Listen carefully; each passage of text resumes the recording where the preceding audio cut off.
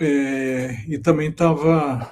Eu tinha mandado para a Sidônia, esse texto foi publicado no livro, né, da UFBA, que está disponível no Cielo da UFBA, que é Compreendendo a Complexidade Socioespacial Contemporânea. Então, estava dando uma passada aqui no texto, vou fazer um pouco isso aqui, vou visualizar na tela, mas eu queria falar um pouco, acho que é um texto, não me lembro mais esse livro, acho que de 2009, então daqui um pouco vamos para 20 anos, né? 20 anos que ele foi escrito com certeza, mas eu queria talvez atualizar ou situar num contexto maior essas questões. Esse que era um slide que eu queria que vocês imaginarem algumas bolotas, vamos dizer assim, né? De 4 coisas que eu acho que eu sempre pensei mais ou menos assim, né? O que está no centro delas e articula essas 4 é um pensamento crítico sobre espaço, produção social do espaço, e o que está nas outras 4 coisas que eu acho que me dediquei aí todas as minhas décadas de estudo, ou pelo menos hoje, eu enxergo que eu faço isso, tento fazer isso, que é acompanhar 4 grandes conjuntos. Por isso é interminável. Poderia começar por qualquer um dos 4 conjuntos, mas talvez fosse mais adequado começar, ou é próximo do texto, tentar entender o capitalismo, mas não, é claro que em termos gerais também, eu sempre defendo essa coisa, tem as questões gerais de todo e qualquer. Aliás, o curso de doutorado que eu dou aqui é que eu quero transformar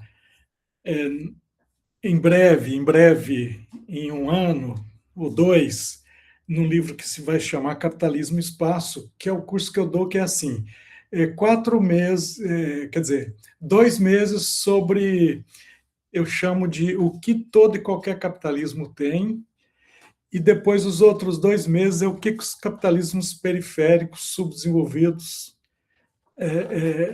têm. Mas já me enrolei aqui porque eu estava querendo falar da primeiro bolota e do meu primeiro tema, né? Eu gosto de dizer assim para os mais jovens, para impactar um pouco, né, para mostrar a idade, desde 1977, quando eu entrei na graduação, que eu faço isso. Tive a sorte de ter sido formado, acho que, né, e ter ótimos professores que pensavam esse capitalismo. Mas eu acho que agora a gente tem um desafio muito maior, que é entender esse momento, que é um momento disruptivo, impressionante, daqueles que eu digo sempre às minhas alunas, aos meus alunos. A gente tem que estudar muito, porque a gente está vivendo realmente um movimento disruptivo, né? Aquilo que a gente estuda, seja em qualquer das dimensões de estudo, inovação, social, tudo está em disrupção. Então, é um momento impressionante daqueles que a história, né, chega no momento onde, vamos dizer assim, vários processos explodem, né, e eles estão em processo. Então, essa é a primeira grande questão das 4. Tentar entender o capitalismo nessa já, daqui um pouco, né, na terceira década do século XXI, com as suas múltiplas crises, pelo menos 10 crises que poderiam ser citadas, e mais do que 10 crises, elas estão totalmente articuladas, né? Então, essa é a primeira coisa. A segunda, essas coisas estão em movimento, essas 4, né? Eu estou falando nessa ordem, mas não necessariamente seriam nessa ordem. Até vou escolher uma diferente do que eu ia falar, que é a seguinte: eu tenho uma visão também, que a gente tem que seguir a produção científica crítica do Norte. A visão conservadora não me interessa, mas eu acho que a gente tem que entender, né, o que e aí não é uma coisa da economia política, da geografia, ou seja, tudo que ajudar a pensar o mundo, a gente tem que estudar. Então, a produção científica crítica do Norte tem que ser perseguida, e ela é importante, né? Acompanhando, então, vamos dizer assim, a fronteira do pensamento crítico. Acho que acaba que muito na geografia a gente encontra mais essas coisas que dialogariam com o primeiro, tentar explicar o capitalismo. Aí eu vou por uma terceira, que é o pensamento latino-americano. Quer dizer, a gente não pode em nenhum momento esquecer o nosso lugar, que é a periferia do sistema capitalista, a periferia de um mundo que hoje é um mundo de uma geopolítica impressionante, de uma geoeconomia, de geocultura que é cada vez mais asiática, né? E tem essa guerra, verdadeira guerra, né? Eu poderia até... Eu estava lá, prazer de rever aqui a Virgínia, né? Nós estávamos no encontro dos estudos regionais da Suécia, e lá tinha um grupo que estava apresentando o Observatório da Segunda Guerra Fria, um site muito interessante, mostrando essas guerras todas, né, a guerra, por exemplo, do chip, que é uma loucura, qualquer discussão de chip, etc. Então, é muito interessante a gente perceber como que o mundo está, vamos dizer assim, uma Europa em decadência e toda essa disputa hegemônica que poderá durar 50 anos, 100 anos, a decadência final do Império Americano, que é um tema central, etc. Mas nós estamos aqui na América Latina, né? Eu gosto muito de usar a expressão do Florestan Fernandes, quer dizer, um capitalismo não só periférico, subdesenvolvido, dependente, mas também imperializado, né? Vejam as tendências políticas que a gente tem na nova onda de extrema-direita na América Latina, né? Só falta praticamente o México e o Brasil, né? Então, e não sabemos nada do que vai acontecer nesses próximos meses.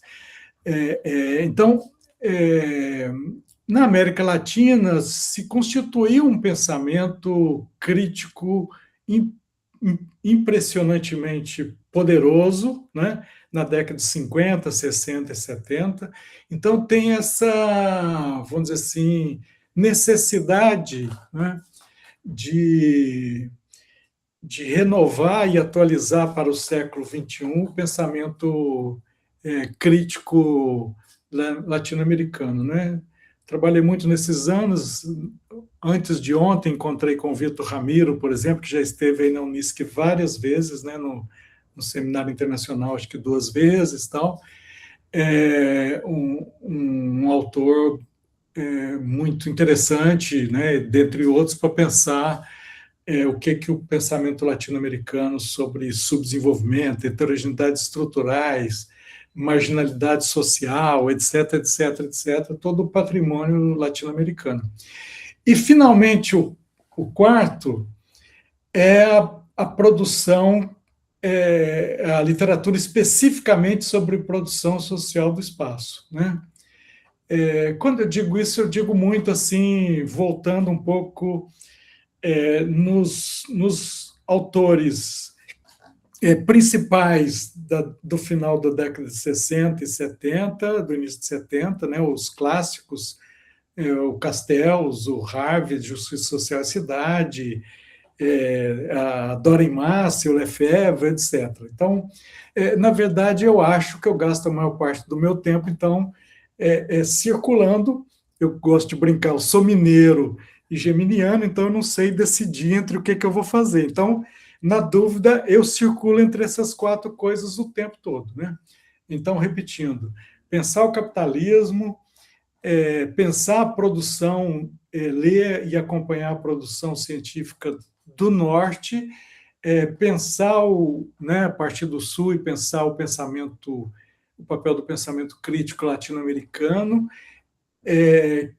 e acompanhar e voltar e também perguntar, no certo sentido, esses dois últimos, perguntar sobre o que aquelas concepções, né, um pouco do passado, vamos dizer assim, por exemplo, como eu sou economista, o papel da Escola da Regulação, que ela, na verdade, orientou muito na década de 80 e início dos 90 toda a produção de quase todos os autores que a gente lê mais, né, na área regional urbana, todos praticamente foram formados em diálogo com a escola da regulação francesa, porque realmente era um sistema bem interessante de pensar.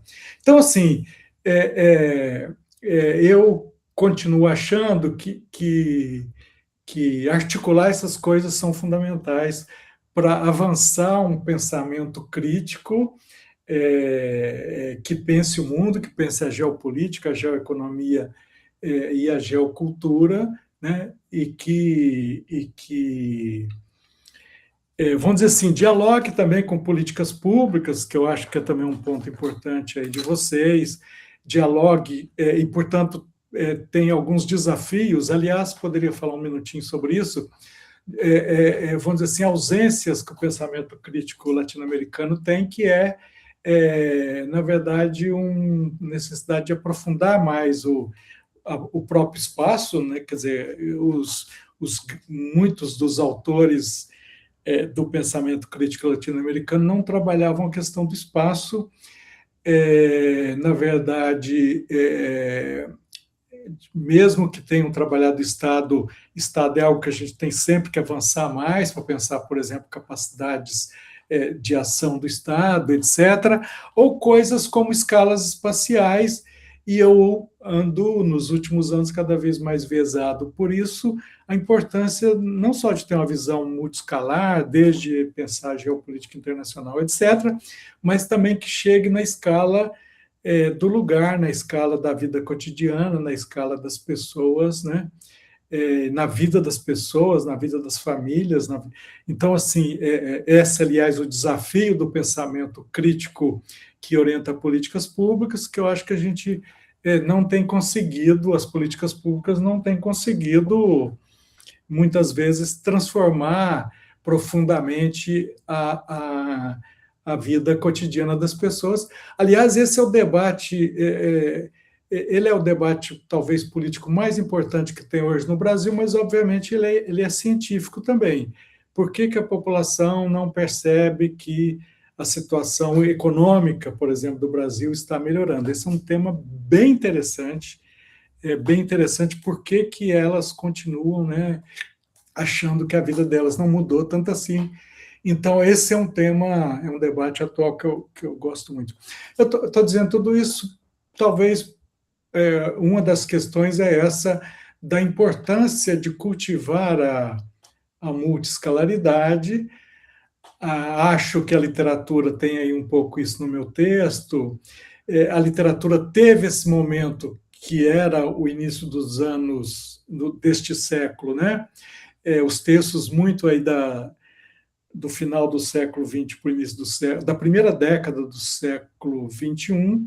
Essa moda, infelizmente é isso, né? A produção científica tem muitas modas, infelizmente ela passou um pouco, e eu acho que, e estou convencido, vamos dizer assim, de um mês para cá,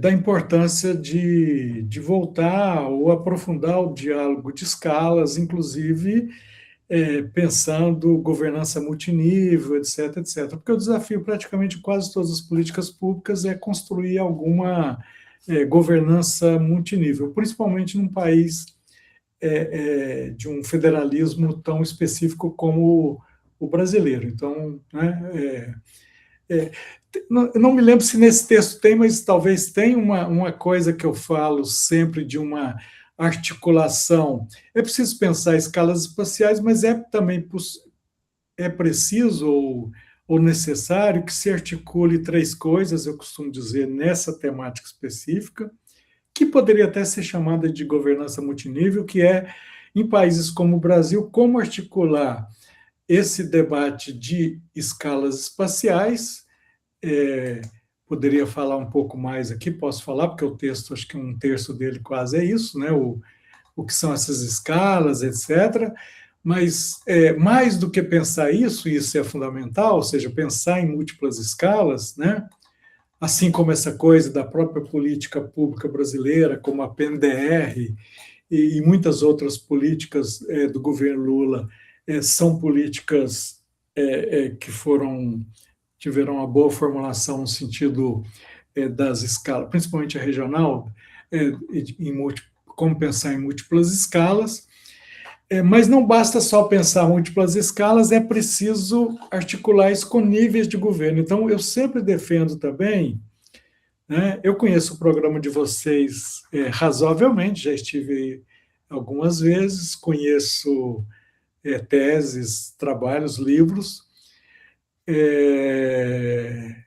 mas eu não tenho certeza sobre isso do que eu vou falar agora, que eu defenderia para todos os cursos de desenvolvimento regional no Brasil que se trabalhasse mais o federalismo brasileiro, a especificidade do federalismo brasileiro. Eu não me lembro, não tenho certeza, né?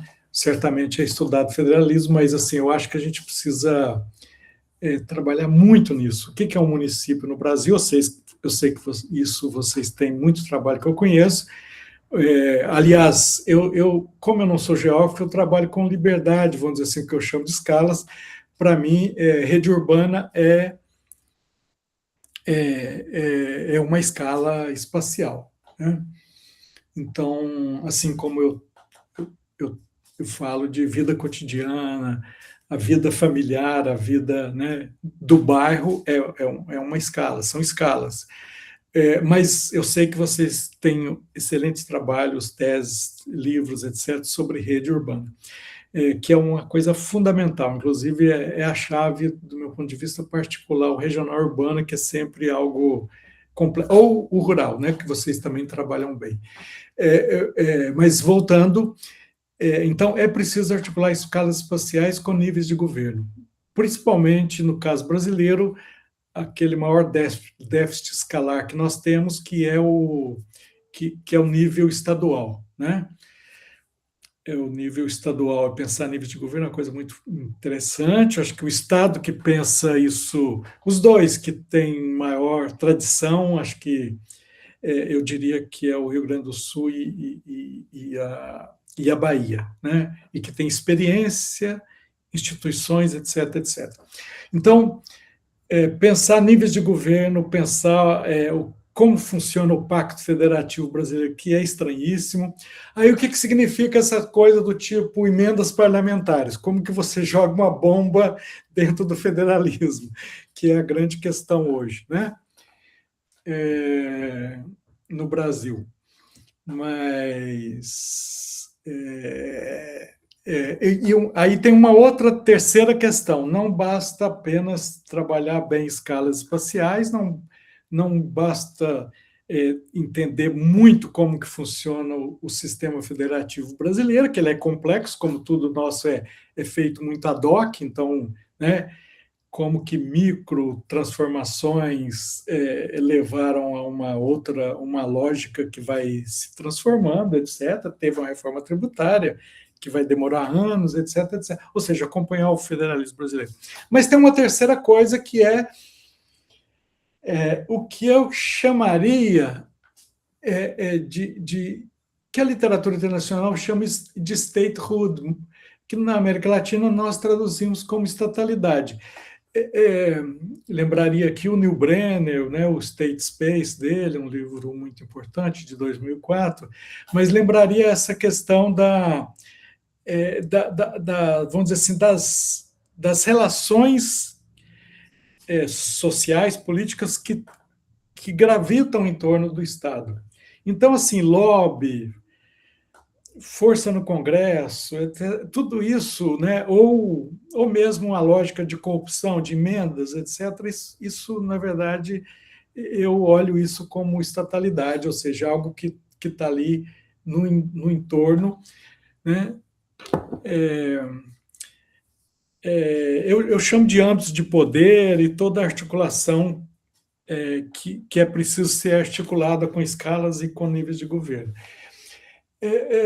Aproveito para falar uma coisa, estou passando o texto aqui rapidamente para ver se nele eu tratei disso, mas posso até ir na última parte do texto para falar, não diretamente, mas que talvez ajude. Quer dizer, eu acho muito importante que as pesquisas nossas busquem sempre articular 4 coisas, que é dimensionar o poder privado, os seus interesses, estudar a empresa.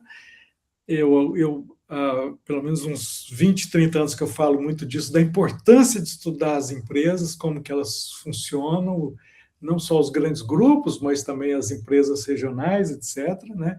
Pensar a intersetorialidade, as interramificações dessa empresa no espaço e tal. Segundo, pensar o poder público, né? Principalmente pessoas da minha idade, quem tem formação crítica, nós fomos formados por uma ideia de Estado,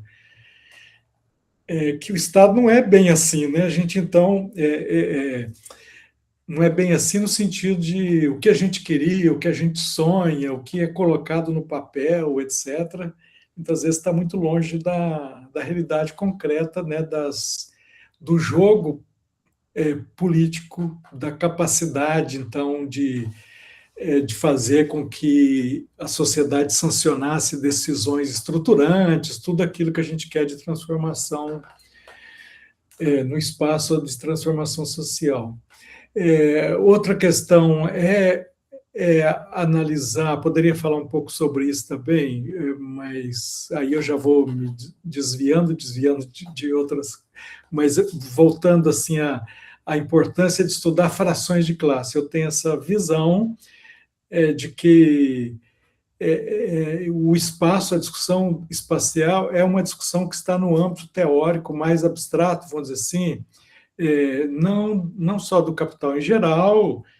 Por isso eu critico bastante algumas concepções marxistas muito gerais, que trabalham só a lei do valor ou coisas muito gerais, porque, na verdade, a produção social do espaço é um embate entre frações de classe, subfrações. Então a gente tem que entender, né, o que é um capital mercantil, o que é um capital agrário, pequeno, grande, médio, um capital. Então, todo esse jogo das frações de classe. Isso é a terceira.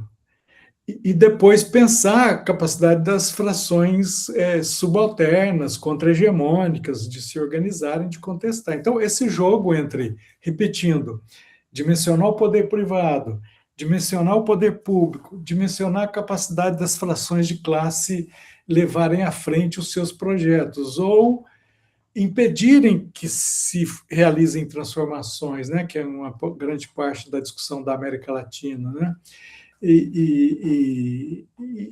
Por fim, tentar dimensionar a capacidade de baixo, insurgente, emancipatória, etc. Eu escrevi muito sobre essas 4 coisas, muito no sentido que eu acho que as ciências sociais brasileiras são maravilhosas. Eu costumo dizer que o mundo não costuma... na verdade, nós somos... né, a América Latina, o Brasil, tem umas ciências sociais que se não fosse a questão do idioma e de outras questões, da própria hegemonia acadêmica, né, eu costumo dizer, as pessoas têm que circular pelo mundo, participar dos eventos, fazer pós-doc, ir para o exterior, ter convênios, mas não é muito para eles ensinarem qualquer coisa para a gente, né? Nós somos muito avançados. O Brasil é muito avançado. Mas com uma certa, acho que isso vem mudando, mas com um certo viés que nós somos bons, principalmente os cursos críticos, sabem muito desse lado, vamos dizer assim, das questões das lutas sociais, insurgentes, emancipatórias.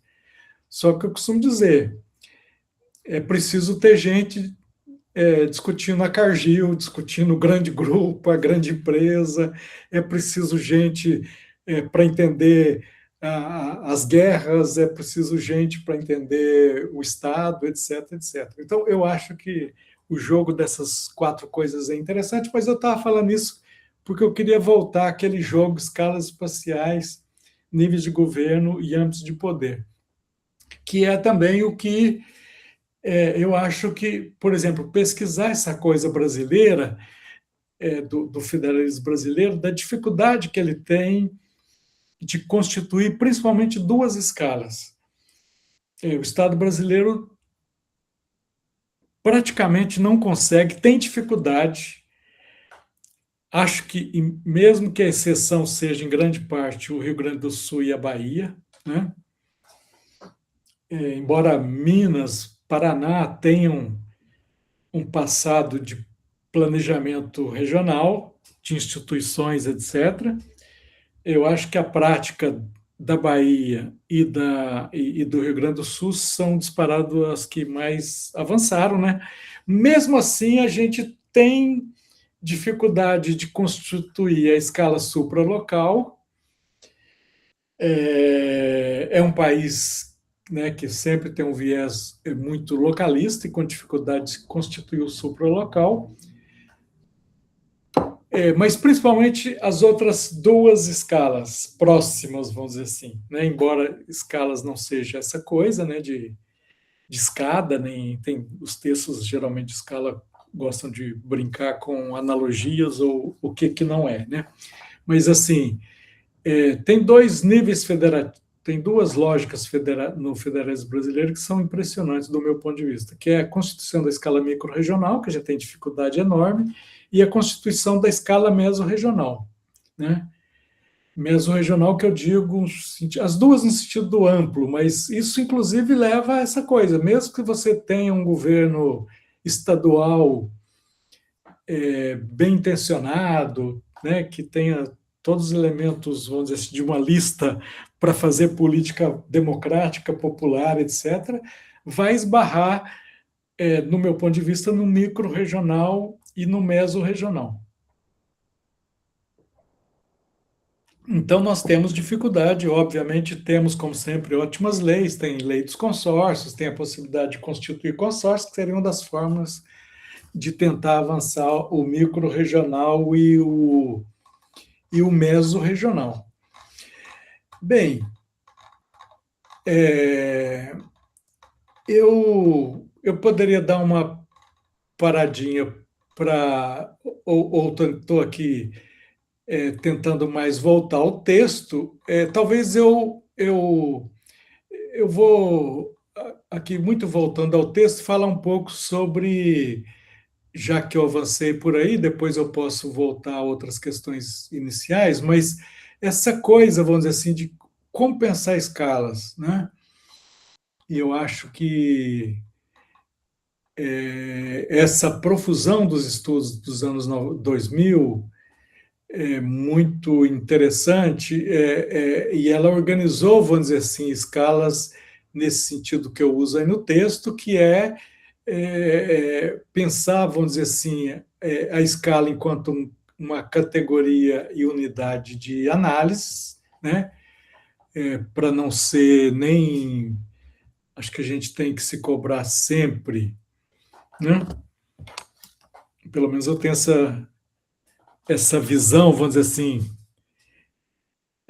que a gente tem que partir do pressuposto que a gente está errando quando está fazendo a pesquisa da gente, tem que estar sempre se cobrando. Será que eu não estou sendo muito isso, ou muito aquilo, ou muito economicista, ou muito localista, ou muito nacionalismo metodológico, ou muito regionalismo metodológico? Então, eu tenho essa visão, vamos dizer assim, que metodologicamente isso é fundamental. Portanto, a bússola sempre é tentar pensar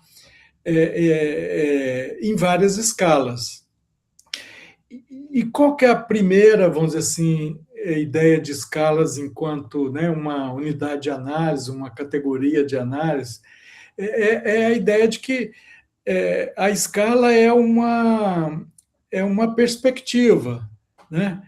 É um jeitão, ou para falar com os jovens, um zoom que você dá na realidade, né, uma perspectiva de onde você parte para olhar, né? Aliás, eu vou até falar eu tenho mania de contar muita história, mas, né, sou mineiro, mas vou falar poucas frases. Quando eu falo isso, eu me lembro muito, por exemplo, da coisa que mais me emocionou na escola da minha filha, quando ela tinha uns 3 ou 4 anos, é, que eles passaram alguns dias entrando na escola, saindo para a rua e entrando na escola e olhando sempre para a direita. E visitaram toda a escola, foram no parquinho e tal. A sua perspectiva olhando para cá. Aí depois, nos próximos dias, eles entravam de novo na escola, vou olhar só por esse lado. Ou seja, pensar escalas é um pouco isso, a sua perspectiva, de onde você está olhando, o que é que você está olhando. Né? É,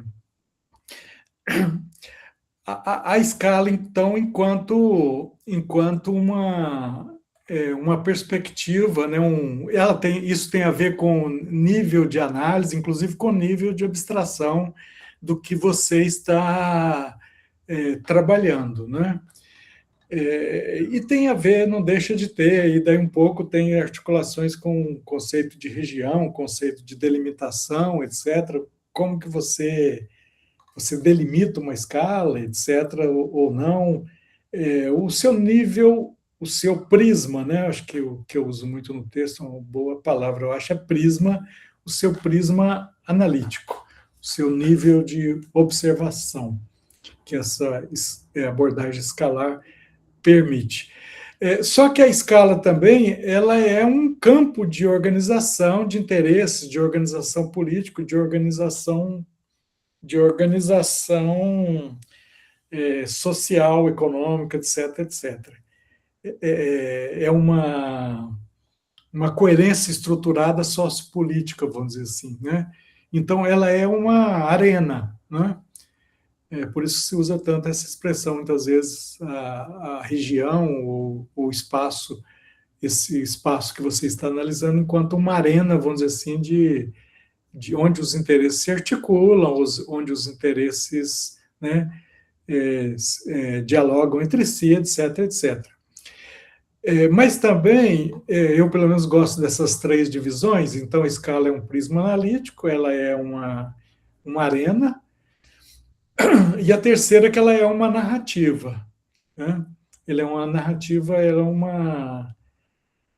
é um locus, vamos dizer assim, de enunciação, de organização e de um locus discursivo também. Né?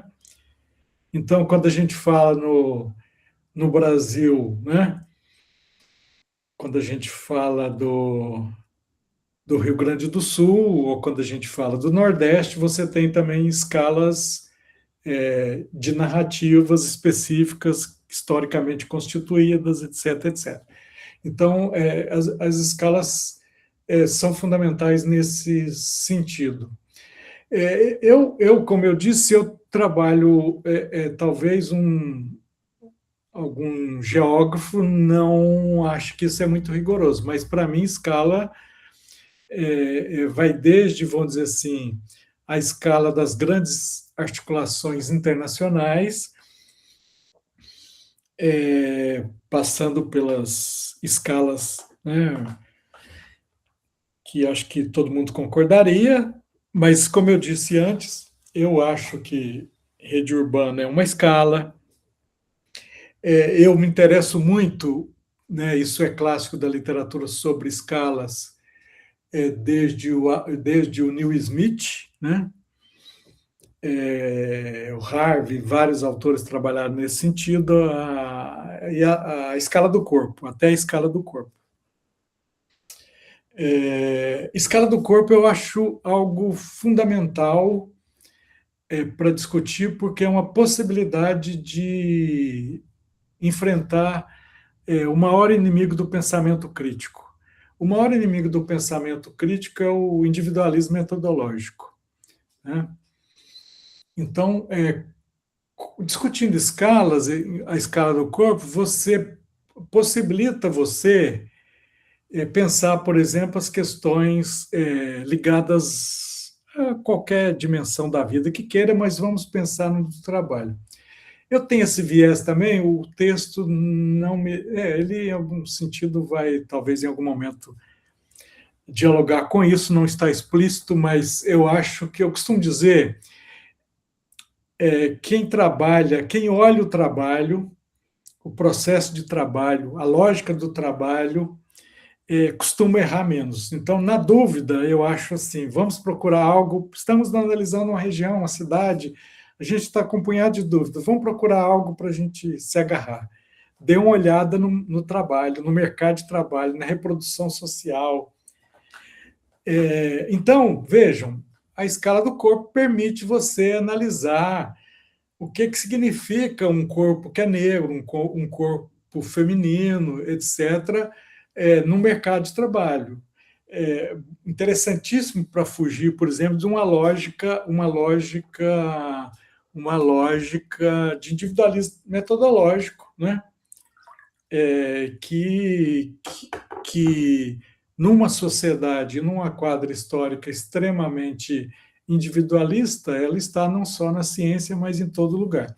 Então, a escala do corpo é algo interessantíssimo, porque são corpos que estão no espaço, né? Inclusive, são corpos buscando sobrevivência, diria o Karl Polanyi, sustentação, né? São corpos vivos, etc, etc, etc. Então, escala do corpo é algo fundamental, assim como a unidade de reprodução social chamada família, né? Que é fundamental para pensar qualquer lógica, não só das políticas sociais ou da reprodução social, mas em todo sentido. Ou pensar cuidado, que é um tema hoje central e, felizmente, está avançando muito. Ou seja, pensar a reprodução social, que é uma palavra-chave para pensar qualquer coisa do pensamento crítico. Eu acho que, indo de uma forma desorganizada, estou voltando aqui mais ao preâmbulo, vamos dizer assim, do curso, do texto, e esse texto, então, ele fala um pouco dessa visão crítica, vamos dizer assim, que é a que eu fui formado, embora sendo economista, vamos dizer assim, eu desde o primeiro dia da minha graduação, eu trabalhei com as questões regionais e urbanas, e, portanto, ela não é só do âmbito da economia, mas mesmo na economia, eu sempre tive uma formação de economia política, e eu acho central que haja um diálogo forte entre economia política e geografia econômica, né? Mas também com antropologia, sociologia, etc., para pensar o processo de desenvolvimento, como está no início do texto, muito inspirado, né, na lógica do pensamento crítico latino-americano, muito inspirado pelos conceitos do Celso Furtado, né, do desenvolvimento enquanto uma face, não é o subdesenvolvimento, ou seja, inclusive essa dialética de que não é possível pensar desenvolvimento, subdesenvolvimento sem pensar o desenvolvimento e vice-versa, né?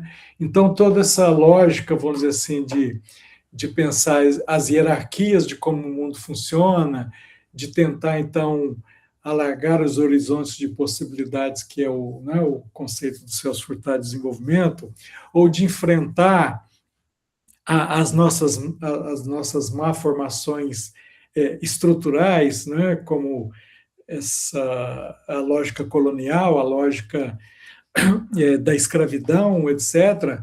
Então,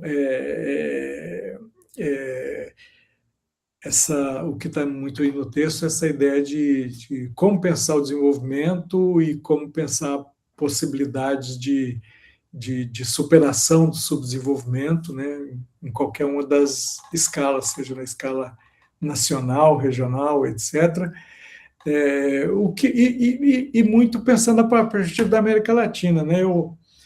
A semana passada eu vi uma frase aí numa live do Paulo Arantes, que é um pouco isso, né? Quando a gente tem já mais de 40 ou 50 no Brasil, a gente pode fazer, ou 60 e mais ainda. É uma boa expressão para o Brasil que ele anda usando é: o Brasil deu a volta no quarteirão. Então você passa 10 anos, passa 20, passa 30 e praticamente a gente só circulou em cima da, né? Não enfrentamos nunca nenhuma das grandes questões estruturais, fazendo sempre articulações por cima e vá lá mais um período, etc, etc, e nunca se enfrenta questões básicas de civilização, etc. Então, assim, esse conceito de pensar o que é o subdesenvolvimento, o que é a periferia, o que é ser um país dependente, né? Um país dependente em todo sentido, um país que muitas vezes as pessoas não têm ideia. Até a Hipólita estava me contando que na aula ela perguntou para os alunos assim: quanto que vocês acham que o Brasil, a participação do Brasil no comércio internacional? Aí os alunos começaram a falar 15%, 20%. Aí ela falou: não, historicamente nós somos 1%, 1, alguma coisa. Ou seja, muitas vezes se esquece o que é ser um país assim, realmente na periferia. Está, vamos dizer assim, na América Latina, que quando tem uma virada mais conservadora como a de Trump, é considerado um quintal, é tratado como um quintal realmente dos Estados Unidos, né? Então, assim, pensar o desenvolvimento, pensar em enfrentar as grandes mazelas sociais que nós temos, os grandes poderes de veto que a gente tem, etc., transformar a política brasileira é de uma magnitude, por isso esse pensamento crítico precisa avançar muito, né, nesse sentido. Por isso, o texto fala um pouco, vamos dizer assim, Aí eu vou dar uma parada, realmente vou só mais isso. Fala um pouco de pensar o capitalismo, pensar desenvolvimento, significa articular, vamos dizer assim, o que poderia ser chamado talvez de economia política do desenvolvimento, subdesenvolvimento latino-americano, que foi sempre inspirado por Marx, por Keynes, por Hayek, por Schumpeter e muitos outros autores, né? Uma tradição, como eu disse, que ia contra o pensamento que acha que o mercado tem que ser solto porque ele resolverá todos os problemas, etc. Mas que esse pensamento precisa dialogar também com a geografia econômica, a geografia crítica, a geografia humana, mas também, e não só humana hoje, né? Mas também a geografia crítica, vamos dizer assim, né? E, infelizmente, isso só nos últimos anos tem melhorado, né? Embora esteja... Eu estou em dúvida aqui, acho que falou que ia gravar, mas eu não vi se está gravando mesmo, mas tudo bem, estamos entre amigos. Mas fala assim, eu sempre pensei, por que, infelizmente, por exemplo, a geografia da USP, né? A geografia da USP, que é um centro de referência da geografia brasileira muito forte, né? Mas eu costumo dizer, só que não tinha economia política na USP para dialogar com a geografia da USP. O que tinha na USP era uma economia mais conservadora. Se a gente pudesse refazer a realidade, eu gostaria de ter colocado a escola de economia política da Unicamp no mesmo espaço da geografia da USP, por exemplo. Queria ver o que aquilo dava de diálogo, né? O bom da nossa atividade é que a gente não precisa dessas questões, a gente pode fazer o que, né? Até autores brigados, por exemplo, eu tenho um projeto que eu quero, mas veja que daqui a um pouco eu falo em 100 projetos que eu quero desenvolver, mas como geminiano, como eu disse. Mas eu ando investindo um pouco em organizar material para resgatar mais a Dora em Massa, e no Brasil acho que ela precisa ser mais estudada. E um ponto importante é discutir a briga da Dora em Massa e do Harvey, por exemplo. Então, eu estou dizendo isso porque a gente não precisa, as pessoas podem estar mortas, as pessoas, né, no caso da Dora em Massa, ou a gente pode, né, temos essa possibilidade de fazê-los dialogar, né?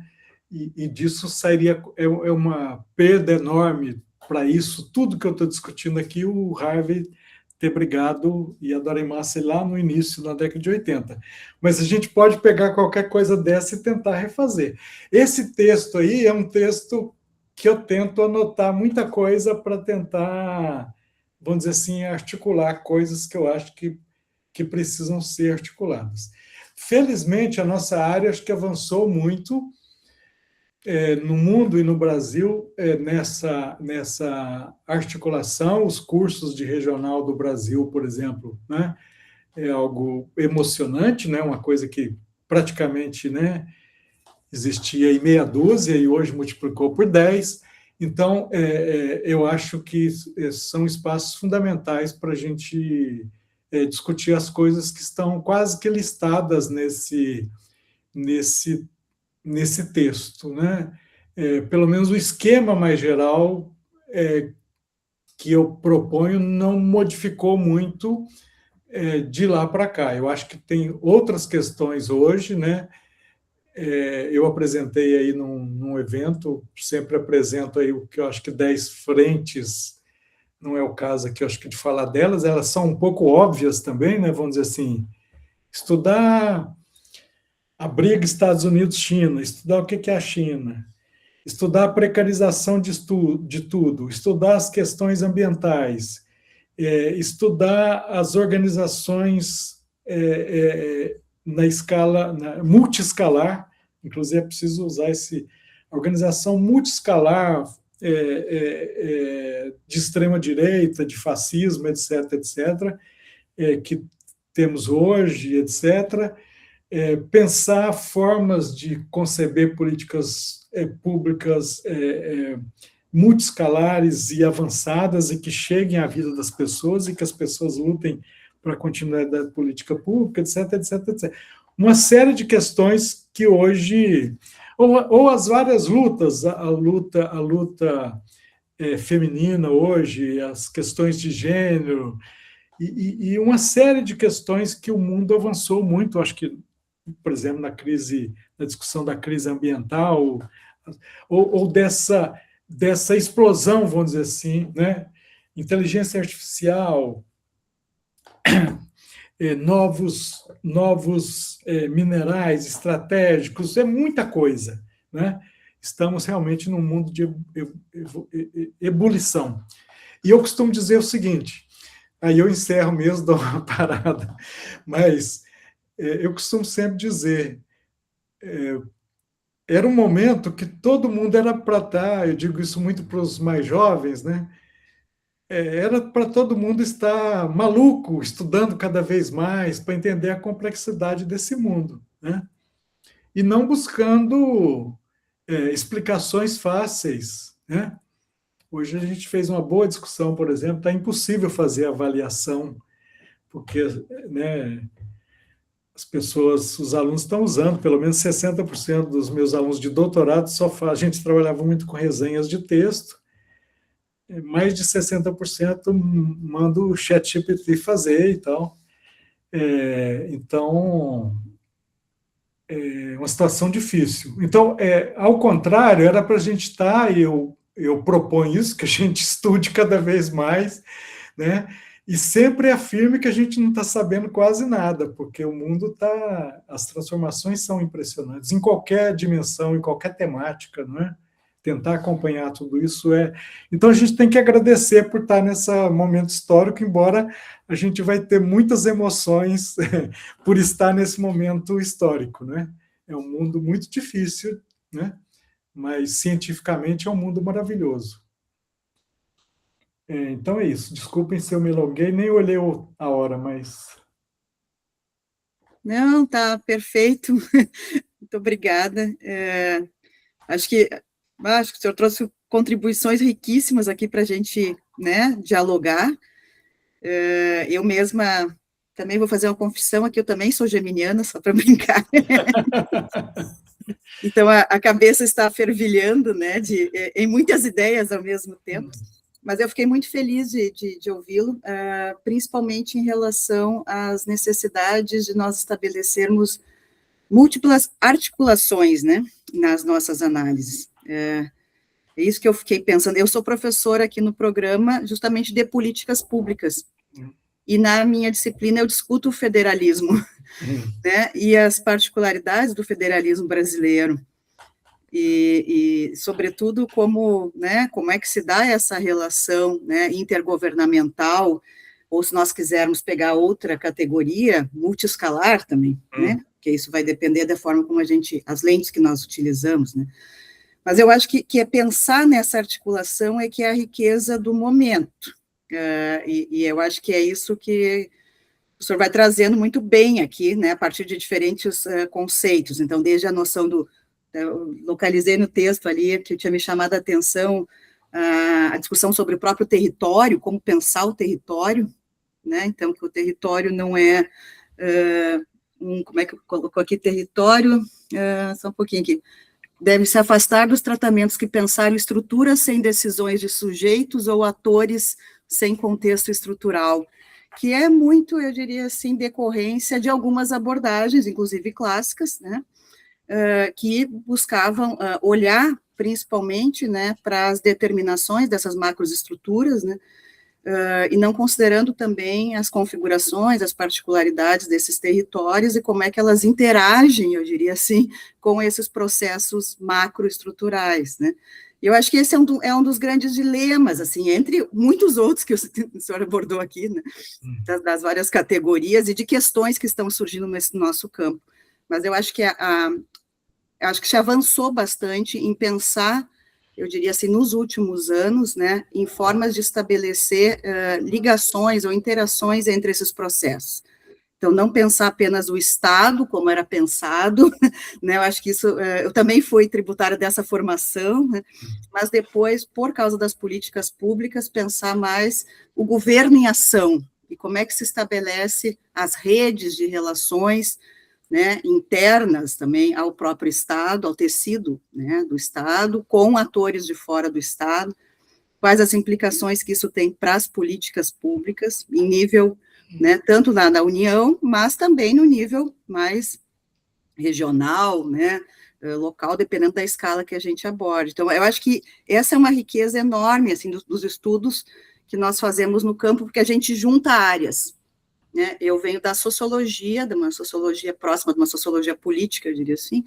Nós temos aqui a professora Virgínia, né, que é geógrafa, tem historiadores, tem psicólogos, tem economistas, quer dizer, nós temos uma área que é muito interdisciplinar, e não é fácil a gente fazer essas, eu diria assim, construções, né, dentro do nosso campo aqui, né. E hoje essas temáticas que estão surgindo,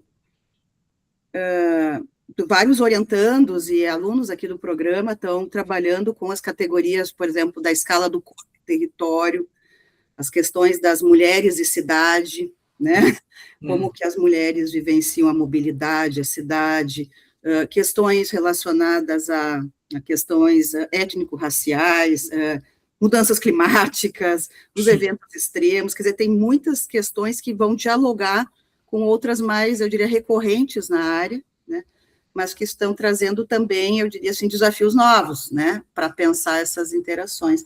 Então, não é propriamente uma pergunta, eu só queria comentar, assim, que realmente fiquei muito contente também de ver que a gente está também dialogando, né, e eu diria assim, e com esses impasses, porque não são respostas fáceis. Eu acho que a gente tem que escapar das respostas fáceis, né?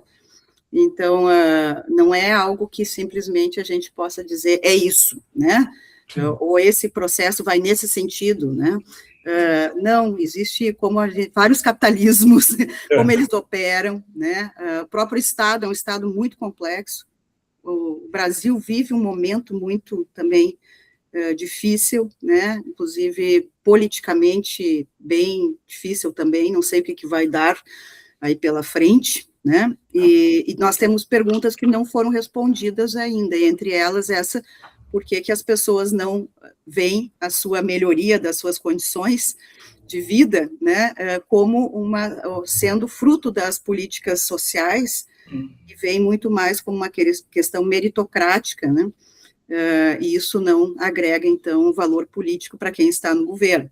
Então, são questões que se colocam, né, eu não tenho resposta para elas, estou só aqui fazendo um pouco esse papel de dar um estímulo aqui à nossa discussão, tá?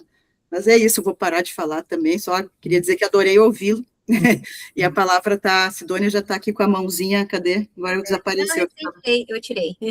Tá. Boa tarde, eu queria, bem rápido, vou deixar espaço para os alunos, né, que poderem perguntar, podem relacionar com a sua tese, né, então eu não quero tirar muito espaço do Brandão também disso, mas eu queria só fazer um agradecimento, né, que o Brandão, ele tem sido um parceiro aí nosso, né, e sempre disposto, né, disponível, e se organiza.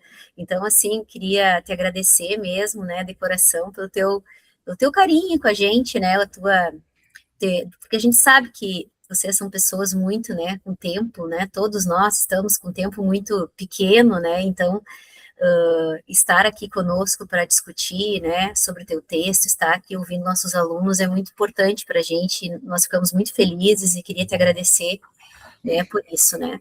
Então, eu vou deixar para o pessoal perguntar, né, pode perguntar, pessoal, pode relacionar com o texto, relacionar com a tese, o que vocês quiserem, tá? Daí depois, se caso os alunos não perguntarem, daí eu volto a me manifestar, tá bom? Abri, muito obrigada.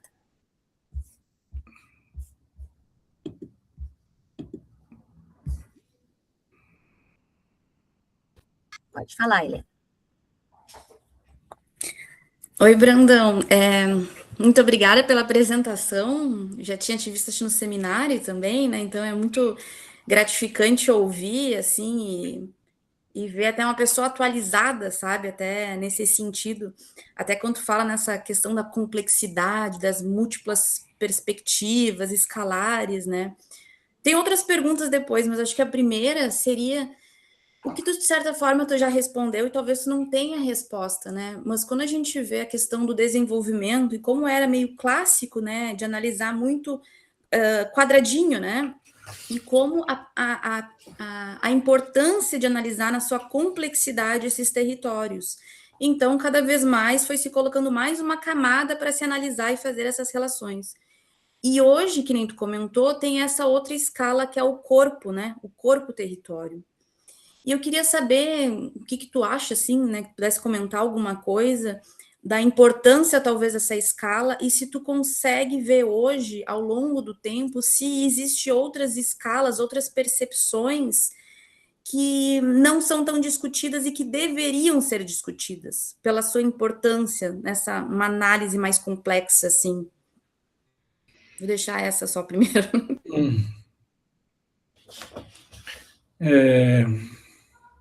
Vocês acham que deveria ouvir algumas ou vai em frente cada uma? Helena, você falou que ia fazer outra? Não, mas pode responder essa, porque acho que é melhor. Essa é muito boa, mas bem difícil. Bem, eu acho que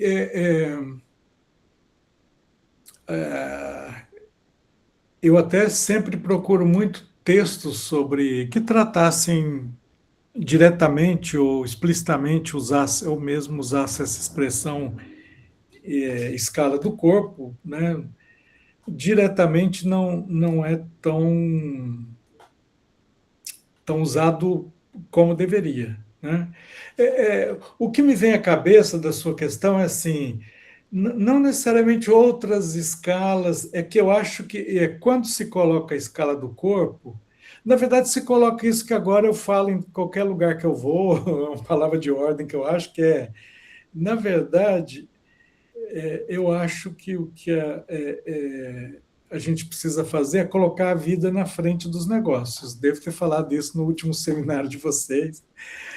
Então, assim, ao trazer a vida, e talvez aí, não sei, estou pensando alto, a gente poderia talvez chamar a vida de as múltiplas escalas da vida.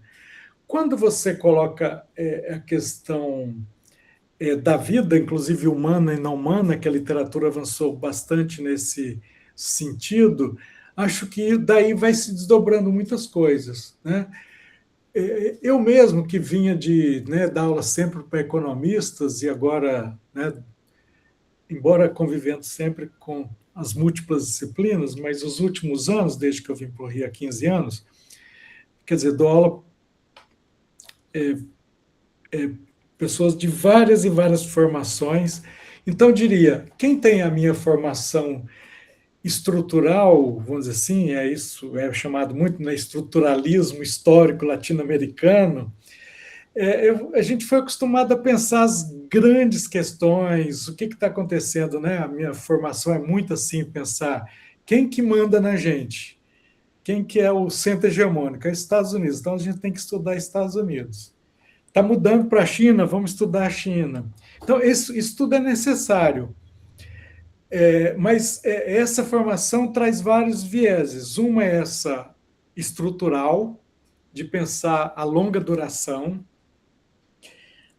e ela é muito de objetividades, de pensar as objetividades. E, portanto, as subjetividades, por mais multidisciplinar ou que busque outras questões, acaba sendo muito, vamos dizer assim, das forças materiais objetivas, né? Então, assim, trazer o corpo significa trazer subjetividades, mas não diretamente com o que você perguntou, mas que acho que ajuda um pouco, porque muitas pessoas escreveram no passado sobre isso e ajuda, num certo sentido. Você tratar também, chamar escala temporal e escala espacial.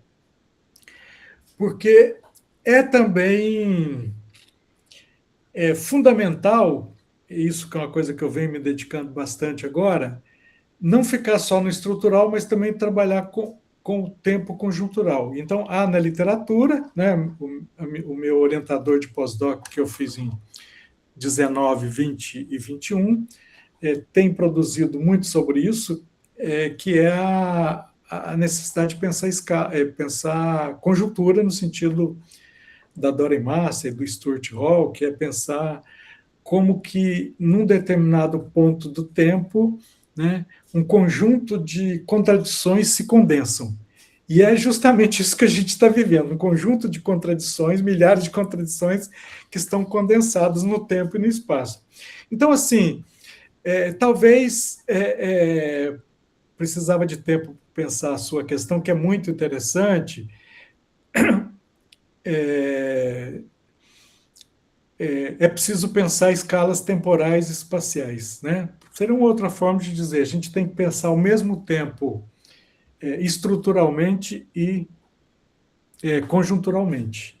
Até porque, né, a professora Cláudia começou a falar um pouco sobre isso, esse momento que a gente vive, não tem nenhuma dúvida que é um momento daqueles de aceleração do tempo histórico.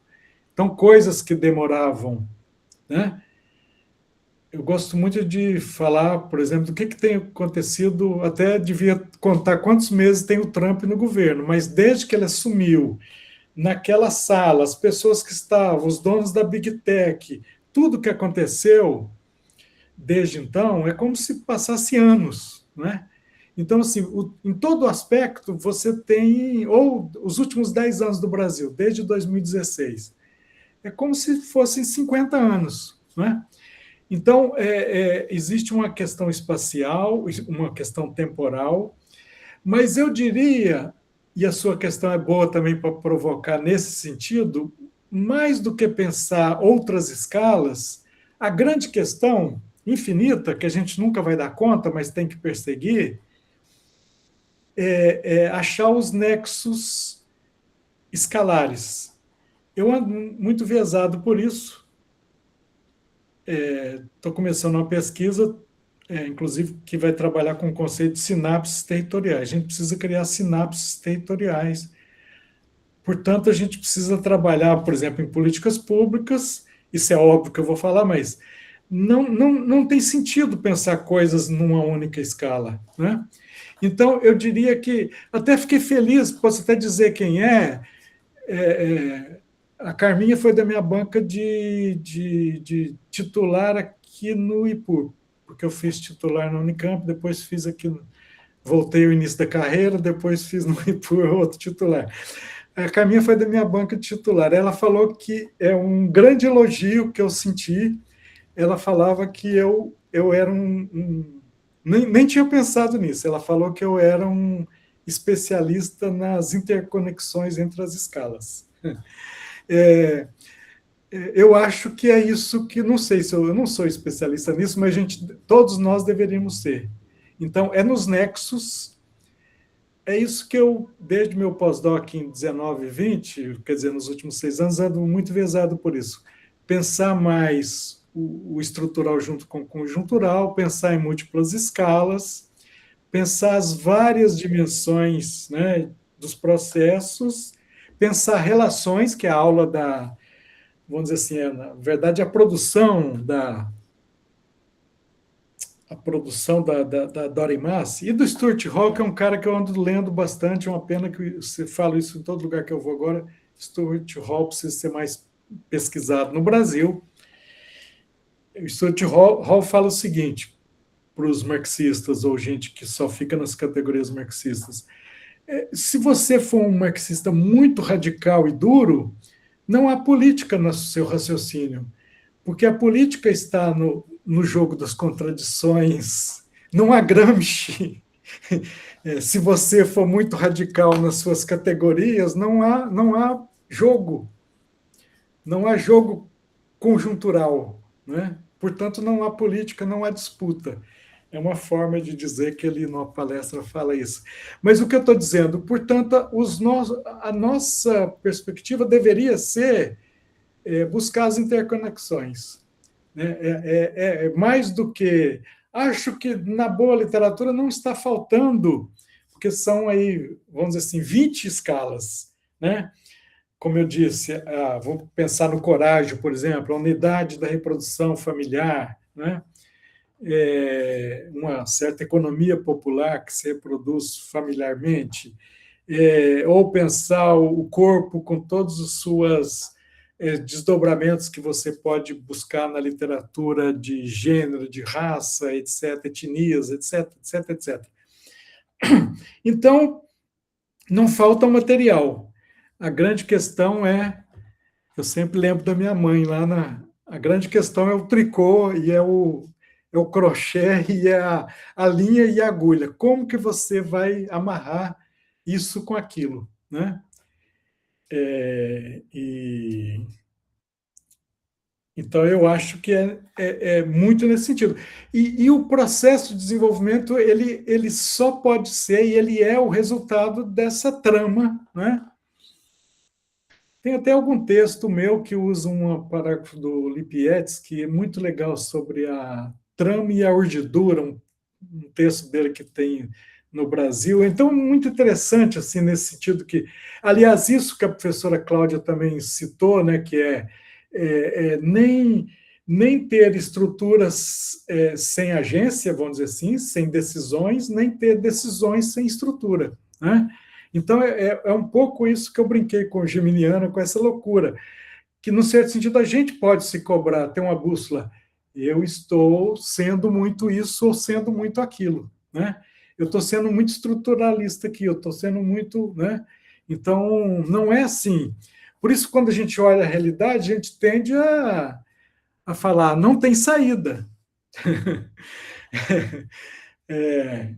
Quando a gente volta lá como eu faço no meu curso, volta lá no Tratos dos Viventes, do Alencastro, sobre a formação brasileira, ou pega os grandes intérpretes do Brasil. Aliás, aproveitar, como sempre, para fazer... Eu ainda não completei, está fora do ar, o meu novo site Intérpretes do Brasil, mas ele tem agora algo como 70 grandes autoras e autores. Já está quase lá. Então, assim, voltar aos grandes autores brasileiros que estudaram realmente a fundo o que é o Brasil. Quando a gente fica nisso só, a gente perde a riqueza de que o mundo muda. Às vezes parece que não tem saída, né? Então, assim, mas voltando à sua questão, então são os nexos das escalas que eu acho que eu apostaria mais as minhas fichas.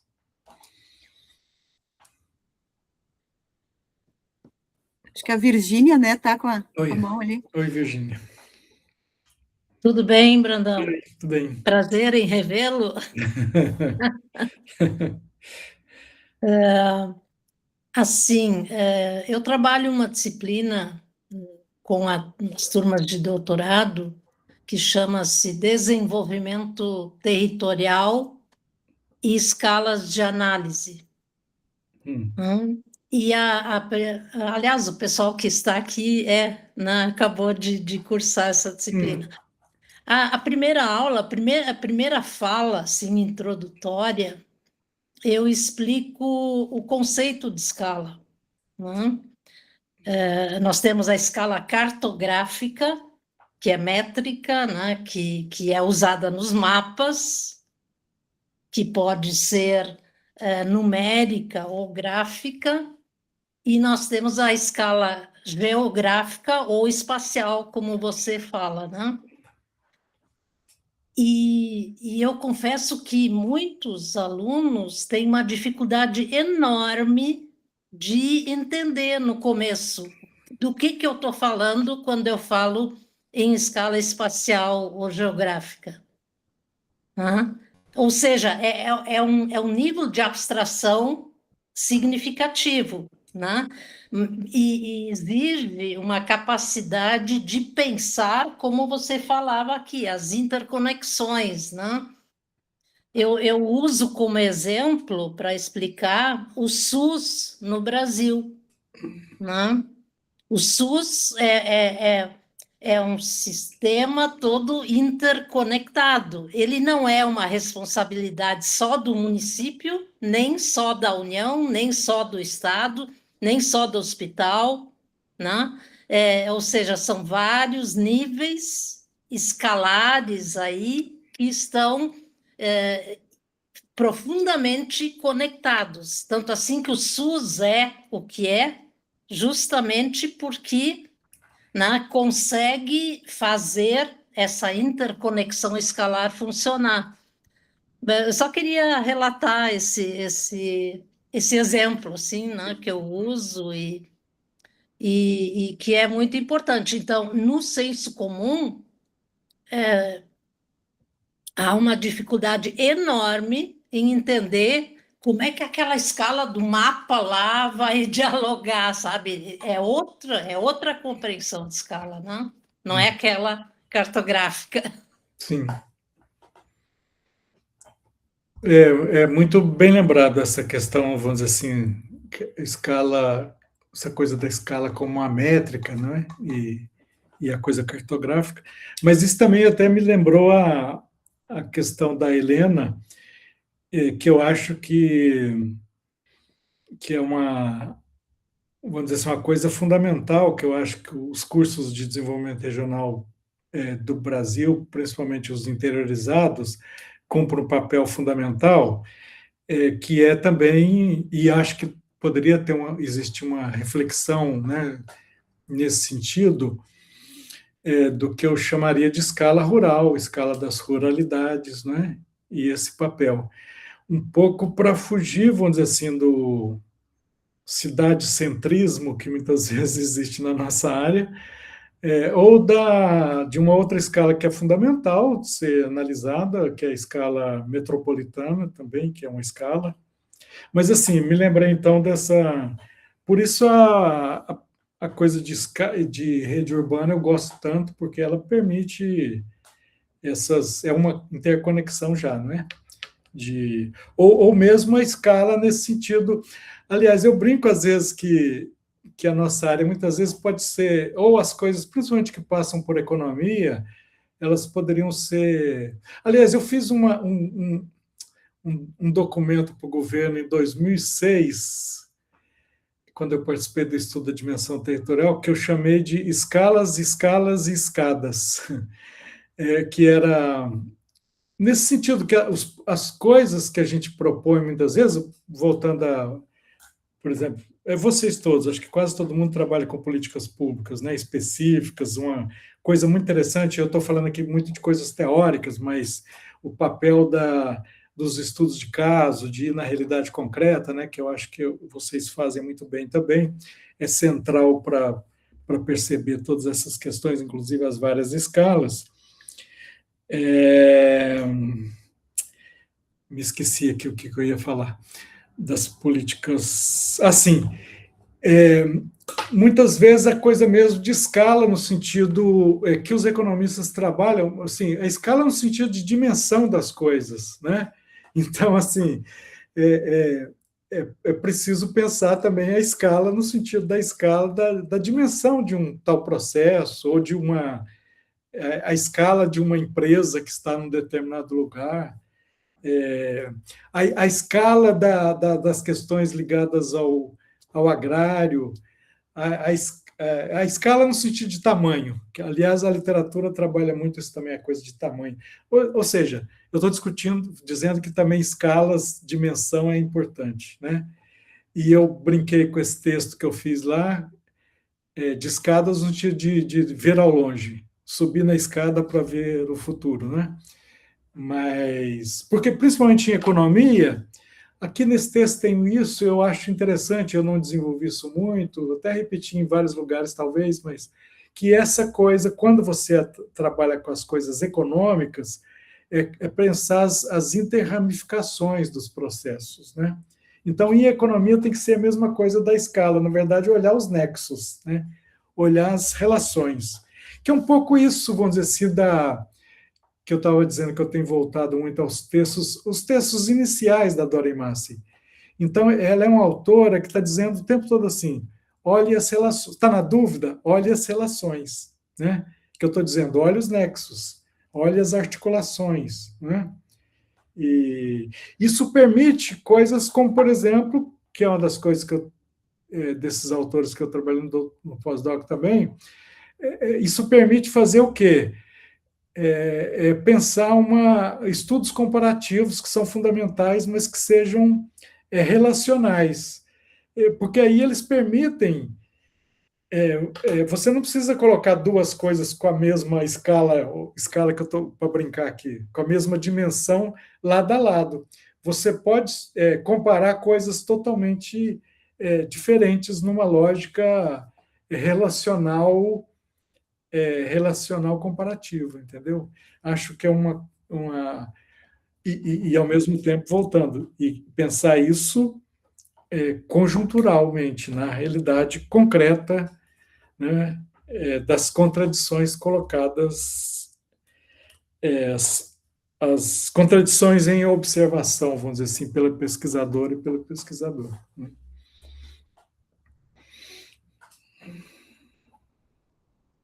Marco está. Boa tarde, professor Brandão, prazer também recebê-lo, ouvi-lo.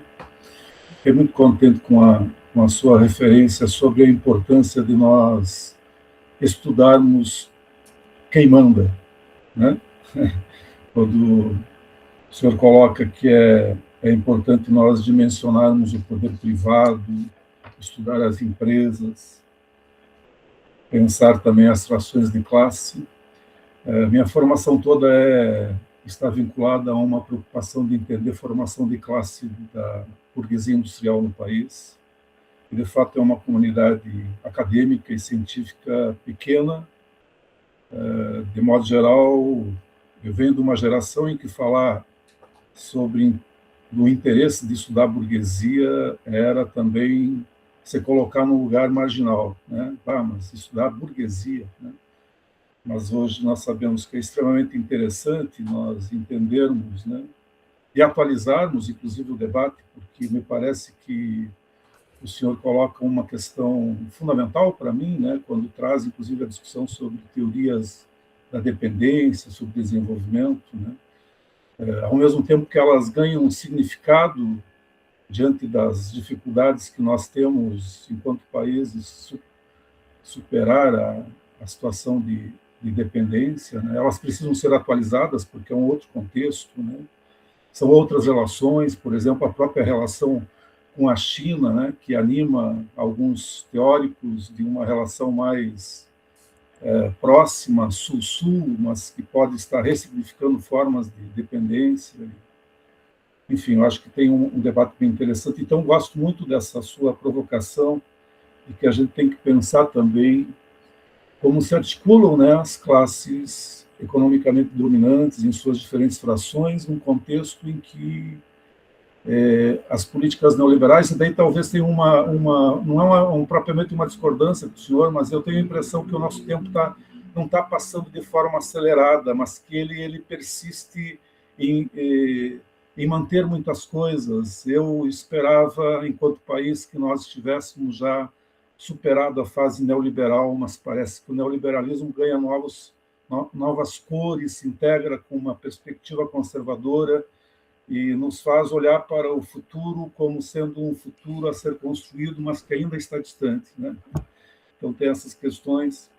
Mas eu gostaria de entrar também nesse debate sobre as escalas, porque, no meu entendimento, por um lado, essa discussão sobre as escalas, e eu não sou geógrafo, né, mas, enfim, a gente se aproxima desses debates, coloca um desafio metodológico muito interessante para nós no campo do desenvolvimento regional, que é pensar justamente os nexos, né? Quer dizer, a gente tem uma tendência, um desejo, às vezes, que pode ser resultado de uma simplificação, um desejo de pensar os fenômenos de forma estanque, né?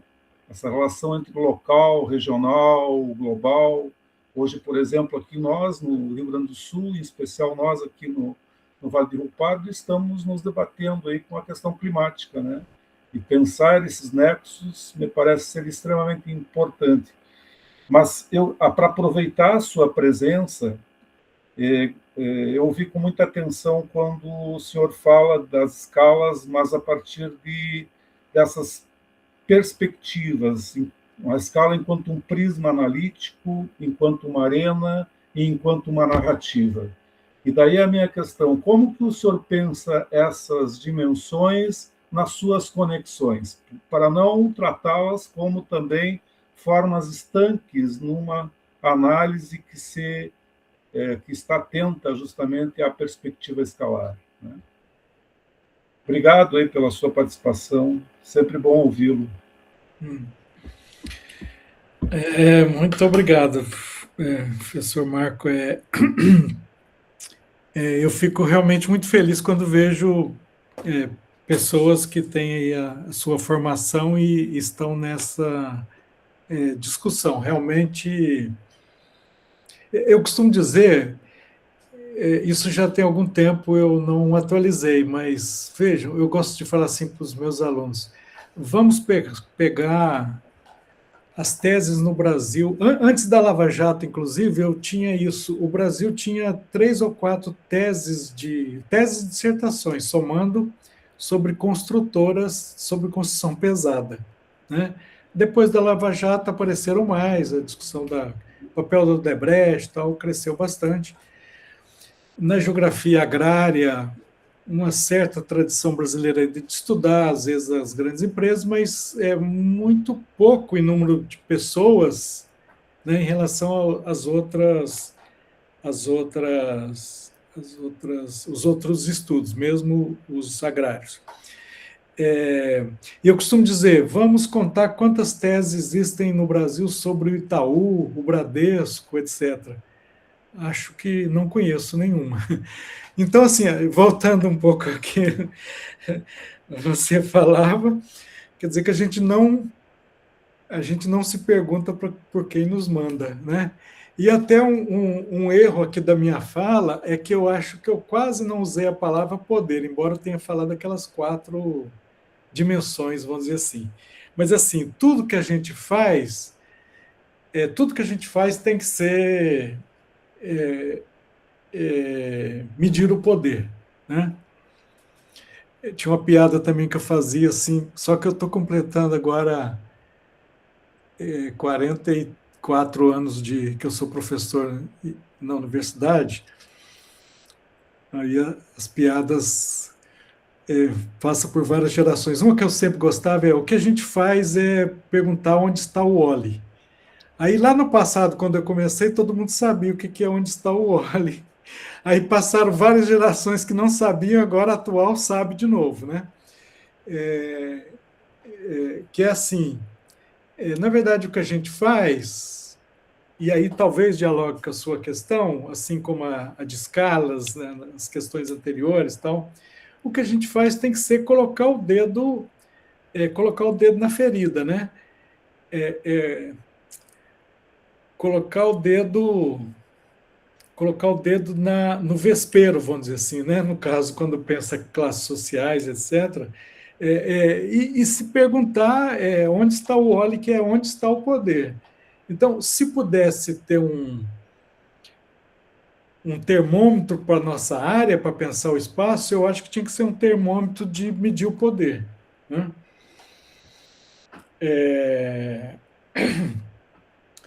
Então, eu acho que talvez, fixando essa questão, poderia tentar dialogar com a sua questão interessantíssima, né?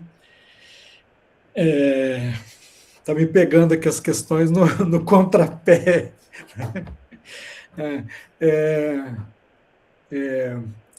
Muito boa a questão, mas eu diria que os nexos entre o prisma de análise, a arena, né, e as narrativas, os discursos, etc., as bandeiras políticas, etc., teria que ser buscado sempre, a primeira coisa que me vem à cabeça, sempre com dimensionamento do poder, dessas articulações, dessas três, vamos dizer assim, dimensões, né? E o tempo todo essa coisa um pouco por onde eu comecei, que é um pouco... a Hipólita me proibiu. A Hipólita é minha companheira, não está aqui nesse momento, mas a gente dá aula junto. Então, ela me proíbe de usar essas palavras, que é uma palavra que eu uso toda hora, desesperador. Porque, para mim, aquelas bolotas lá que eu falava, que é o que eu faço no dia a dia, eu trabalho cada vez mais, estudo cada vez mais. Felizmente, eu estou caminhando para uma aposentadoria formal, de não participar mais de reuniões, nem de carregar piano, que eu carreguei muitas décadas. Eu não aceito cargos mais, não aceito nem comissões para estudar, porque é um pouco o desespero de tentar, e eu divido meu tempo muito assim, na dúvida eu vou nas várias bolotas, ou seja, o diálogo com a sua questão, os nexos estão o quê?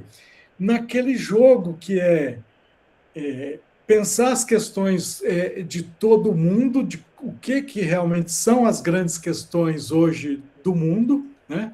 As grandes crises, realmente, vamos dizer assim, eu não vi aqui todos os rostos, mas eu tive num evento, acho que foi antes de ontem, e estava lá as duas pessoas, duas grandes queridas, que é a Mônica Roy e a Sandra Ancione, que sempre falam para que eu deixe mensagens bem otimistas, principalmente para os mais jovens.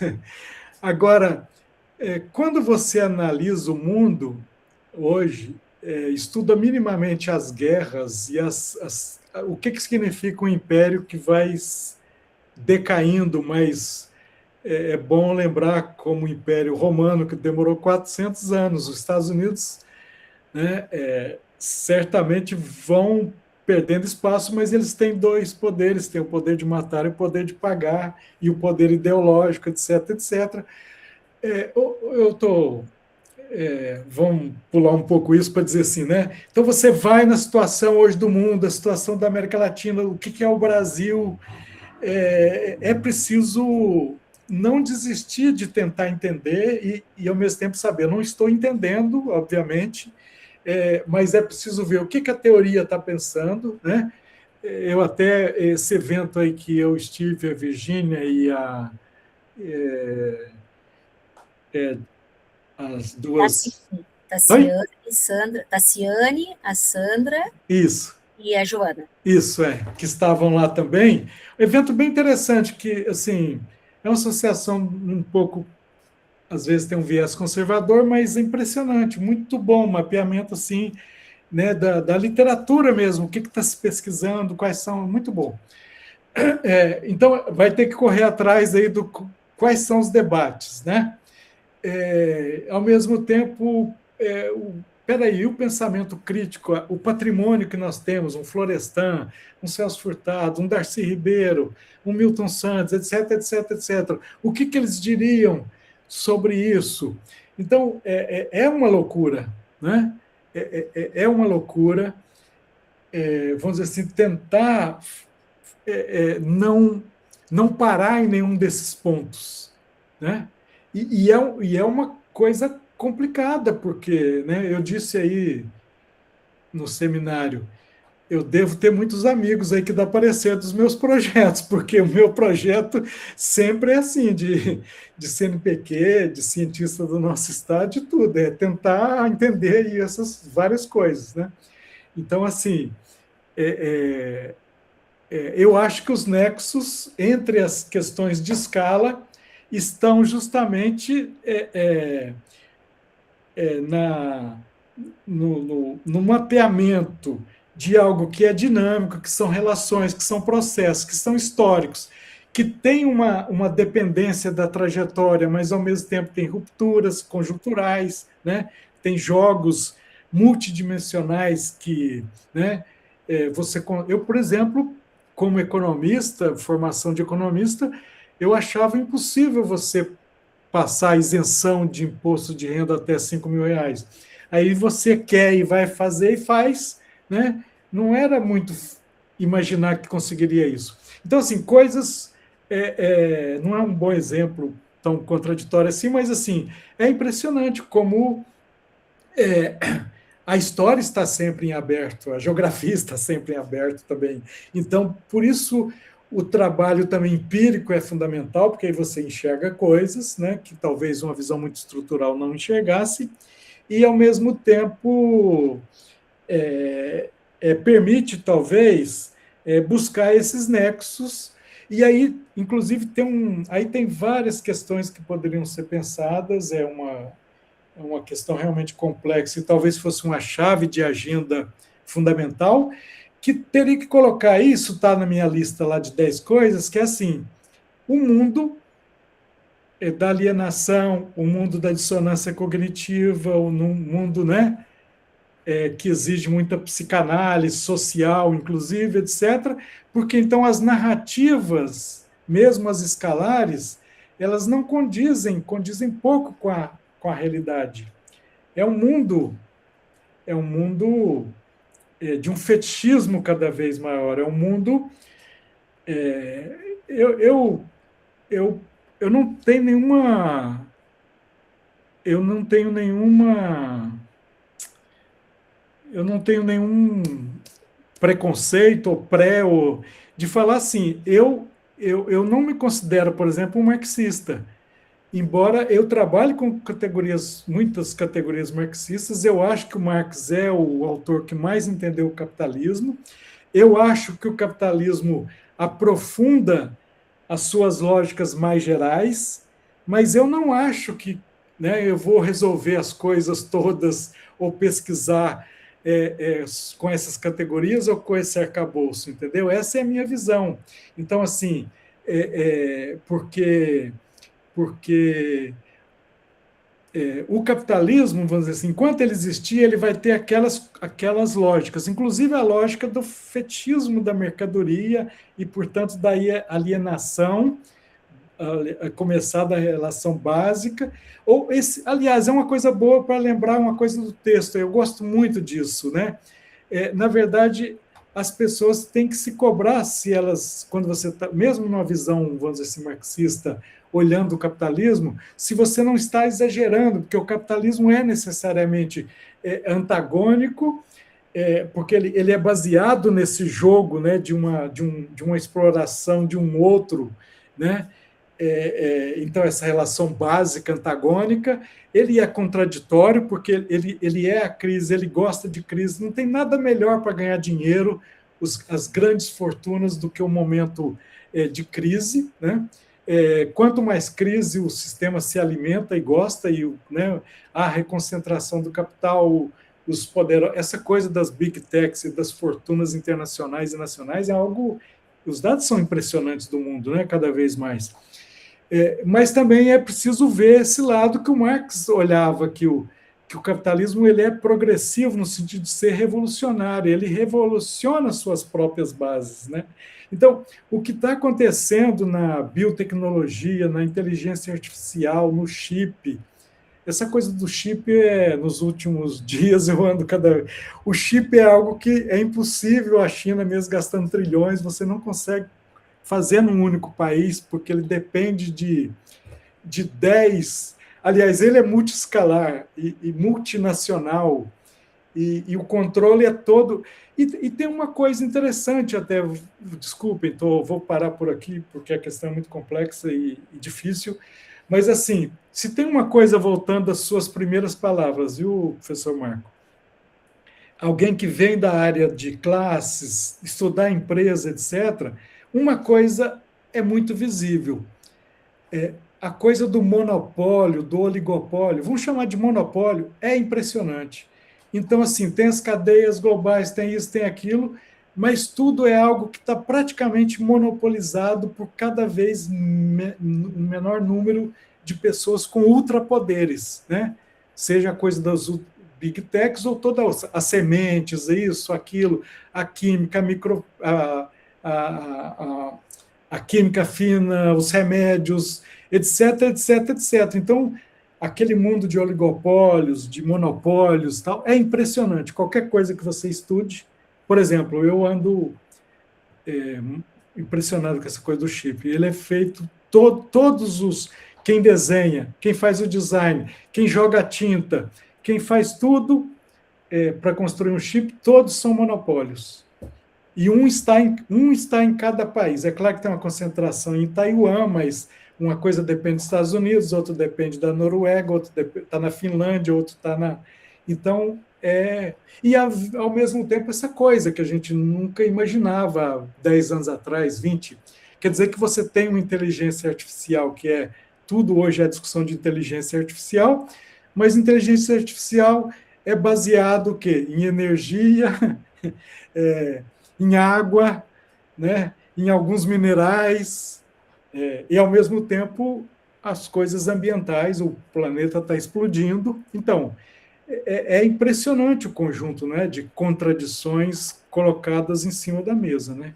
E de poderes, eu costumo dizer, todos os impérios estão de volta. É como se a humanidade pegasse o lixo, inclusive, da humanidade e jogasse em cima da mesa. Então, é um momento muito, muito instigante, né? Helena, pode falar.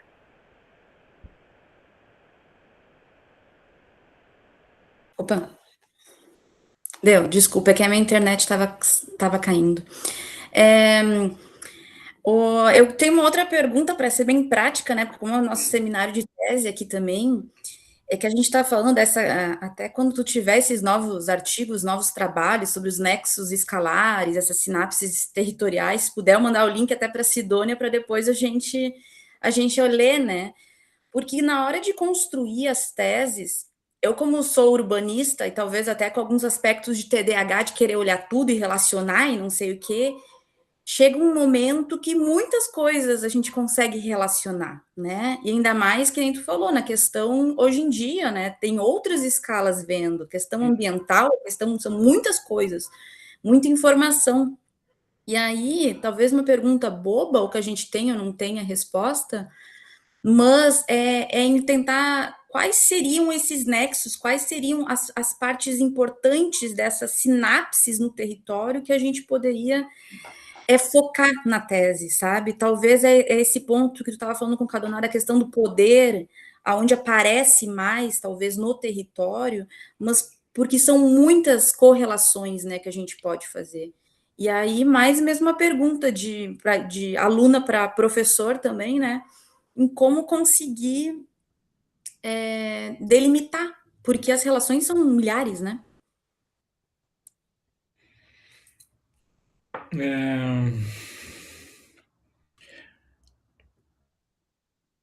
Sim, até escrevi um prefácio esse dia de um livro que eu já faço propaganda dele,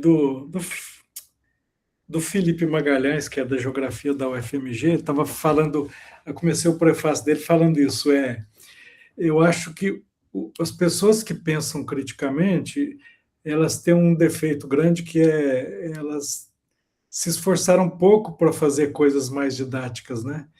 Então, assim, as pessoas me convidam muito para a tese, como é que é? Acho que foi segunda-feira, segunda passada, eu participei de uma banca que era toda em cima lá dos meus 4 conceitos do território de desenvolvimento, homogeneização. Aí eu penso assim, não, espera aí, eu não avancei nisso, né? E a pessoa é legal, mas eu acho assim, é preciso realmente fazer um esforço. Por exemplo, eu tenho um projeto de anos e que eu tenho as coisas assim escritas às vezes, mas nunca publiquei nem consegui terminar, né?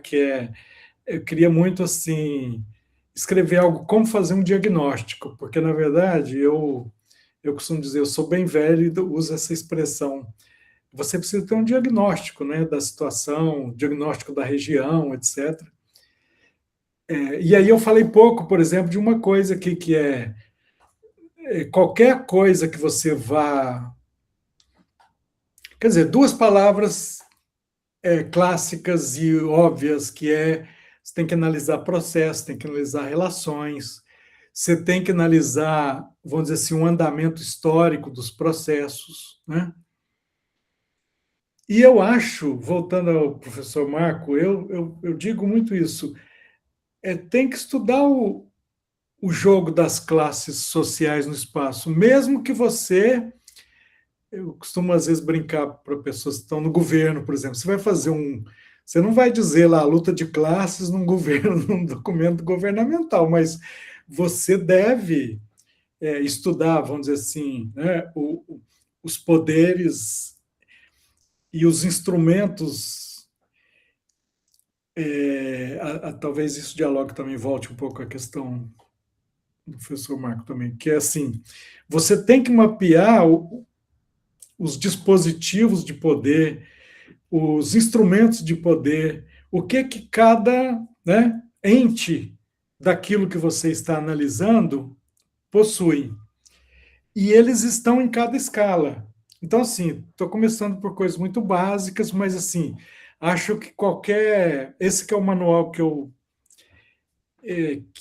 aliás, e que também eu tenho muito interesse, faço uma propaganda também, que é o projeto de políticas públicas do IBGE, que o Paulo Januzzi está desenvolvendo. Não sei se vocês conhecem.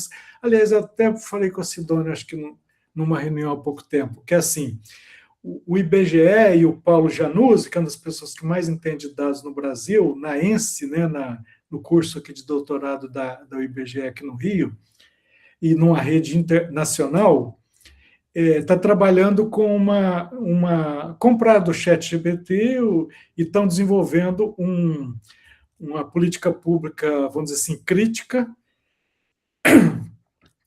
que acumule toda a discussão da área regional urbana, por exemplo, e eles têm uma visão muito interessante, que eles não querem colocar legislação, porque a legislação poderia barrar a criatividade, né? Porque falar, isso aqui não pode, isso aqui não pode, isso aqui não pode. Mas o objetivo desse ChatPP, que chamo, inclusive, né? Pena que eu não consigo aqui agora procurar, mas é algo assim, se você procurar ChatPP de políticas públicas, eu acho que consegue achar. não sei como que está no IBGE ou na ENSE, mas o Paulo Januzzi tem apresentado isso muito pelo Brasil, que é o seguinte, a possibilidade da gente tentar fazer isso, né, e com a ajuda da máquina, ajudaria, vamos dizer assim, vejam, o que ele está fazendo, é claro que está muito preliminar, ele está ouvindo pessoas e quer ouvir e tal, aquelas típicas tabelas que a gente precisa para fazer um estudo regional, de população, de transformação produtiva, etc., etc., a máquina vai fazer isso, né? E está bem avançado, né? Então, talvez sobraria para a gente aí sim fazer os nexos, como você, né? Os que a máquina não fizer, mas assim, então, eu acho que é preciso não existe manual, isso só se faz, é igual andar de bicicleta, se faz caindo, mas tem algumas pistas, uma é olhar a geografia, olhar a história, olhar as relações, os processos, olhar o jogo concreto, vamos dizer assim, de poderes, dimensionar os poderes daquele... Eu estou falando muitas vezes parecendo, né, uma coisa espacial regional, mas pode ser também setorial, se quiser, ou de um determinado tema. Em qualquer tema, eu diria que o manual é o mesmo, no sentido de vá atrás dos interesses, das estruturas, das relações que vêm, vamos dizer assim, multiescalarmente, né? Você vai encontrar relações internacionais que têm a ver com o seu objeto, né?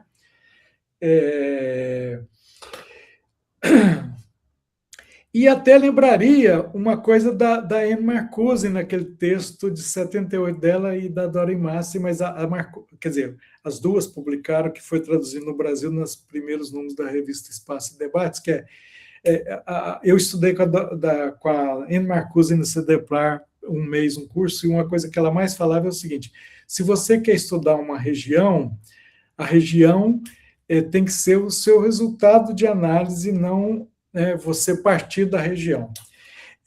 Então, um pouco isso, assim, é claro que isso é difícil de fazer, mas o seu objeto tem que ser o resultado dessa construção, né, que é multidimensional, multiescalar, multiclasses sociais, multi-interesses, e talvez aí, por isso que eu falava que voltava à questão do professor Marco, talvez, aí você encontre os nexos de o poder das narrativas, o poder dos discursos, né? O poder das institucionalidades, das interinstitucionalidades. Em alguns textos eu falo um pouco disso, né? Assim, buscar as interregionalidades, que você está trabalhando num município, mas ele está numa rede de articulações, por menor que ele seja. Se ele é um município pequeno, rural, ele tem uma articulação que é com a escala rural. Então, essa coisa das relações, né? E processos, e poderes, o tempo todo, assim, para tentar não errar, né? Ou errar menos. E aí, talvez a coisa mais difícil, você colocou muito bem, é a tal da delimitação, né? A delimitação de o que eu recorto, como que eu recorto, né? Como que eu recorto tudo isso, inclusive porque a tese que precisa terminar num prazo, e etc., mas também você tem que dar uma contribuição concreta, né, por apontar algum ponto que não foi trabalhado, que dá a sua contribuição. Então, assim, eu acho que essa delimitação ou a sua contribuição tem que ser algo como um ponto de chegada das questões, né? Mas não tem muito o que fazer a não ser ir atrás dos processos, das relações, e ser o quê? Nexus ou interregionalidade. Eu queria muito ter operacionalizado, se eu tiver tempo, e operacionalidade, essas coisas que eu fiz, esses 4, o mapeamento desses 4 poderes, a coisa da interregionalidade. Eu tenho um texto da Euri. Os meus textos estão quase todos no carlosbrandão.org, né? No texto da Euri, em 2025, eu fiz o 23, eu fiz um pouco isso, um mapeamento assim, de uns quadros de todos os inter que eu achava que precisa ser. Por exemplo, a interinstitucionalidade é algo fundamental, né? Até porque no Brasil tem muito isso, você tem instituições muito interessantes, leis muito interessantes, mas assim, né? Aí, na verdade, você faz pesquisa empírica muitas vezes para mostrar que aquilo não existe, né? Então, assim, as interramificações de coisas que têm ligado à base material, à economia, etc., que é as articulações, a interescalaridade, que é um pouco isso que a gente trabalhou aqui, a questão dos poderes, as interestatalidades, e eu diria que 2 coisas que eu também gostaria de fazer, que o Brasil precisa, mostrando essa coisa que muitas vezes lá na agenda internacional tem coisas muito interessantes. Na verdade, a gente não tem tradição de 2 coisas. Eu falei do statehood, que é a estatalidade, as relações que giram em torno ali de um poder estatal, etc.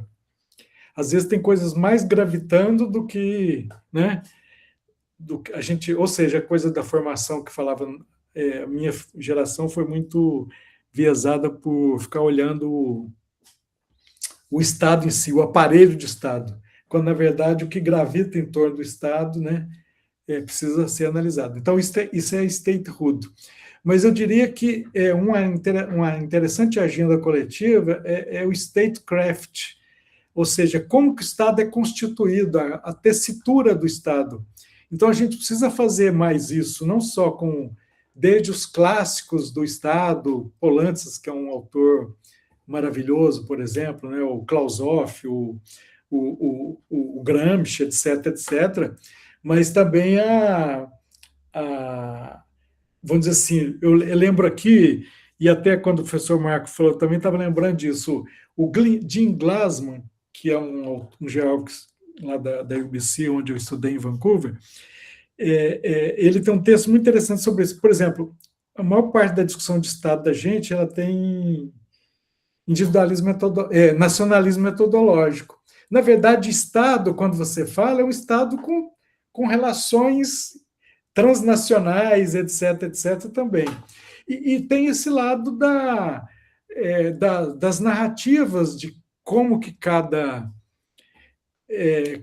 subclasse, subfração de classe, qual que é a narrativa dela e como que ela constrói aquela escalaridade da sua narrativa, não é? Então, essa coisa, o professor Marco tem razão por esse sentido, a gente cada vez fica mais abismado o tanto que o país é conservador, que ele tem estruturas oligárquicas atrasadíssimas, que tem dificuldade de passar coisas básicas, né? Um fim da escala 6x1, qualquer coisa de direitos básicos, de aumento salarial, etc., redistribuição mínima, né? Redistribuição mínima, às vezes, de excedente social, etc. Então, é preciso mapear isso. E até lembrei aqui de uma coisa também que eu falei no evento há poucos dias agora, que é a seguinte: tudo isso que a gente faz, mesmo que a gente desse conta, está no nível da acumulação lícita. O problema é que a realidade não é só da acumulação lícita, ou o que às vezes aparenta ser lícito, não. Então, é um momento muito revelador também. Eu quero muito estudar o Banco Master, aqueles detalhes, para mostrar para os alunos como que você multiplica dinheiro ao longo de um único dia, etc., etc., entendeu? Então, o que significa isso que o tempo todo acha, né? Essa coisa dos fundos financeiros, etc., etc., etc. Então, assim, é preciso ir atrás de tudo isso na sua pesquisa, né? Seja qualquer tema que for, uma região específica, a discussão de agricultura familiar, a discussão de uma política, o papel da mulher, né? Todas as pesquisas precisam fazer isso. Quem são os... Eu não usei também até agora, vamos dizer assim, mas diretamente. Quem são os atores, os sujeitos, os agentes desses processos? E não usei também uma coisa que talvez esteja nesse texto, porque está em quase todos dos seus Furtado. Eu acho que... eu também me pergunto, eu sou um pesquisador de quê? Uma coisa que eu sou pesquisador, está nesse texto aí talvez, sobre eu quero estudar decisões. Mas eu quero estudar o que o Celso chamava de encadeamento das decisões. E o encadeamento das decisões, ele é o quê? Multiclassial, ele é multiescalar, ele é multitudo, né? Ele é ele é nexo, né? Que é como que os processos se encadeiam, né? Então, é isso. Tá bom, professor. Eu acho que a gente já tomou bastante seu tempo, né? O pessoal também já está cansado, né? E tiveram a tarde inteira aí desse seminário de tese. Nós agradecemos muito, né, o seu trabalho aí, a sua dedicação, né? Foram muito importantes todos os, né? Notei aqui, né, algumas páginas, né, de anotação aí, e que fico feliz que a gente possa fazer essa parceria e trocar, né? Que a gente possa aprofundar esses temas, né, os nossos alunos também, e só agradecer mesmo, gratidão por esse momento, obrigado aos alunos, professores que participaram também, e esperar que a gente possa manter, né, esses diálogos, né, mais seguidos, né, porque, bem no fim, a gente acaba, né, sempre, é muita coisa, né, todo mundo envolvido, né, mas a gente agradece e estamos, né, também à disposição aí, né, para trocar ideias, tá? Muito obrigada. Eu que agradeço muito sempre a oportunidade, e também dizer acho que o meu e-mail é fácil, está aí nos lugares, mas como Helena aí, acabou que a gente falou pouco das pesquisas específicas, das teses, etc., né? Mas eu, Helena, que eu estou vendo aqui, fez pergunta, e perguntas... Eu posso talvez ajudar numa coisa específica. Pode me mandar e-mail. Brandão, o Brandão, final do ano eu faço a qualificação, então provavelmente tu vai receber algum e-mail, né? Helena, vai convidar para a banca, né? Isso, não, mas eu coloco à disposição, então, tu nos permitindo, eu divulgo, né, o teu e-mail aí, e a gente agradece também por isso, tá, Brandão? Depois eu vou mandar uma mensagem para ti lá da sociedade. Tá bom. Ficou meio paradinho aí, mas agora a gente tem que dar uma conversada, tá bom? Tá bom, valeu, então. Obrigada. Um grande prazer. Obrigada mesmo, obrigada, pessoal. Beijão, até, tchau, tchau.